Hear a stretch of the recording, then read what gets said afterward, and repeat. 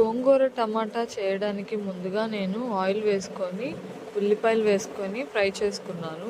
ఉల్లిపాయలు మంచిగా ఫ్రై అయిన తర్వాత గోంగూర నీట్గా వాష్ చేసుకొని అందులో వేసేసుకున్నాను. అందులోనే కొన్ని 10 పచ్చిమిర్చి, టమాటా ముక్కలు, ఉప్పు, కారం, పసుపు అన్నీ వేసేసుకొని మూత పెట్టి మగ్గనిచ్చాను. ఇప్పుడు ఉడుకుతున్న గోంగూరని మూత తీసి ఒకసారి తిప్పుకొని ఉప్పు, కారం, పసుపు అన్నీ సరిపోయినాయో లేదో చూసుకోవాలి. గోంగూరని మరి కాసేపు ఉడకనిచ్చి తర్వాత స్టవ్ ఆఫ్ చేసుకొని పప్పు గుత్తి పెట్టి రుబ్బేసుకోవాలి. ఇంకొక 5 మినిట్స్ ఉంచితే సరిపోతుంది. మనం ఏదైనా కర్రీ చేసామంటే సింపుల్గా ఉండాలి, టేస్టీగా కూడా ఉండాలి.